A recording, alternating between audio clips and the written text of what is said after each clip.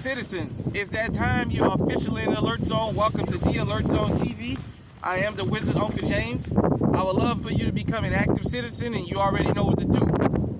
So, welcome to another episode of Never Again, the docu-series we doing here at the Alert Zone TV. I want to shout out Fair High School, my son there, his teacher, Miss Williams. Shout out to everybody out there across the world, because this is a worldwide movement. So as you guys know, I got my EDC with me today. I got the Walter PK 380, Chamberlain 380 on me today. And I just decided to do this particular one outside on location. It's cold out here in Iowa right now. It's got to be in the 20s. As you guys can see, I got my 49ers coat on.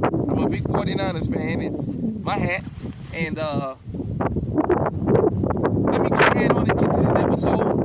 There's going to be some very interesting commentary at the end, but stay tuned, because this is a teaching moment for everybody.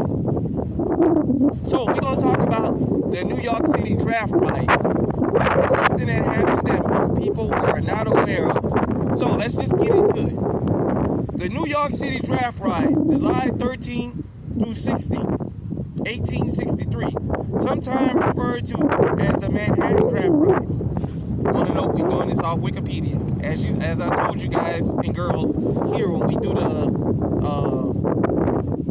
reading, we just giving you sources of information on where to go. So, sorry about that. And known at the time as the draft were violent disturbances in Lower Manhattan, widely regarded as a culmination of working class discontent with new laws passed by Congress that year to draft men to fight in the ongoing American Civil War. The riots remain the largest civil and mostly racially charged urban disturbance in American history. According to Toby Joyce, the riot represented a civil war within the city's Irish community, in that mostly Irish American rioters confronted police, while soldiers and pro-war politicians were also, to a considerable extent, from the local Irish immigrant community.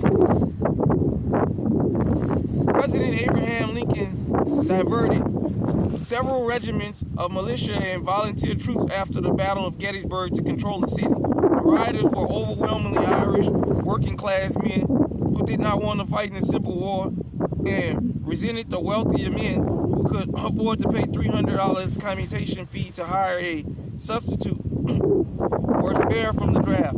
At the time, typical laborer's wage was between $1 and $2 a day, and the fee was equivalent to $7,100 a day. Initially intended to express anger at the draft, the protest turned into a race riot, with white rioters attacking black people and violence throughout the city. The official death toll listed at either 119 or 120. Conditions in the city were such that Major General E. Wool, commander of the Department of the East, said that July 16th, martial law ought to be proclaimed, but I have not a sufficient force to enforce it. The military did not reach the city until the second day of rioting, by which time the mobs had ransacked or destroyed numerous public buildings, two Protestant churches, the homes of various abolitionists or sympathizers, many black homes, and the colored orphan asylum at the 44th Street and 5th Avenue, which was burned to the ground. The area's demographics changed as a result of the riot. Many black residents left Manhattan permanently, with many moving to Brooklyn.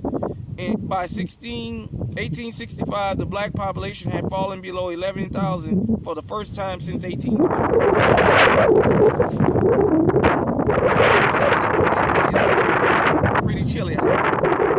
So, my commentary is this. A footnote. The movie Gangs of New York was about this. For those of you who don't know, the Irish potato famine, when the Irish came over in the 1800s, a lot of them came around the Civil War. Unfortunately, the Irish have a very anti-black sentiment that they brought to America. Most people that immigrated to America know the easiest way to get accepted is to attack black Americans for whatever reason. The most powerless group in this country. For those of you who don't know, when the draft riots started, the Irish, who were called Micks and Dogs at the time, were angry that they were being drafted into the Union Army to fight the Civil War, a war they felt they had no business participating in, although they immigrated to this country. See, when you immigrate to another country, you take on all of their wars and all their problems. You're not exempt from anything because you're a visitor. You're a newcomer. So, in retaliation, the Irish decided to start a riot in which they started burning things down in New York City and what have you. And every black person that they saw, they chased them down and beat them. They hung some they killed. The ones that didn't die were the ones that were lucky enough to escape. They burned their buildings from a group of people who had no say-so, no power over anything, and yet they were still targeted.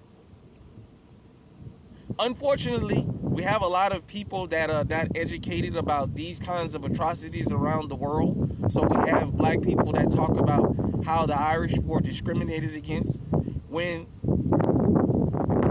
in reality, it was the Irish who really started the character of Jim Crow. It was the Irish who really popularized blackface. For those of you who may not know around the country, after the Irish became de facto citizens of America, a majority of the men were put in police departments.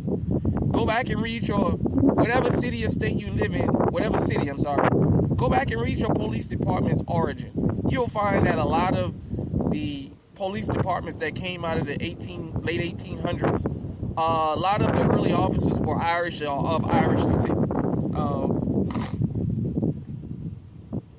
Even in the movie Gangs of New York, at the very end, they finally bring that little part out about the draft riots and what happened. This was an unfortunate event. Around the country and around the world, people may not understand why we as black Americans have a grievance here in America. Our biggest grievance is we've always been the group attacked by everybody, but we're the group that's the most powerless. We don't have power. An individual may do something, but we as black Americans don't have the power, nor do we have the will to attack or oppress any group just because of what or who they are or where they come from. We have politicians in America that even talk about how the Irish were mistreated, while leaving out the part of how the Irish have went out of their way to mistreat us. With that being said, this was a sad time in American history. The Civil War was going on. And America imported hate. There was already enough hate in this country. To the Irish community, I want to say this. We've never had a mass apology from any of the Irish people, these Irish political groups that think about the people of Ireland. We've never had Irish politicians get up and apologize to us. As black Americans, we haven't done anything to anybody as a group. All we've ever asked for was to live and to be let alone. This was another chapter in American history, but in world history. The draft riots of 1863. You may or may not know of them. If you did not know of them, you know now. You know where to start. As I say, when we do these docu-series here, we're not pushing hate.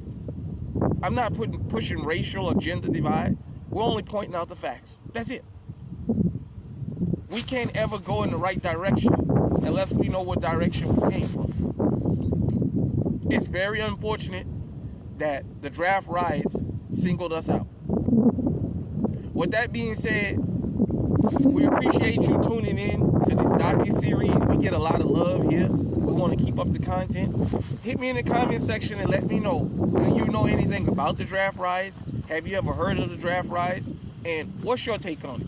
Until next time, everybody out there, stay safe, stay armed, stay on high alert.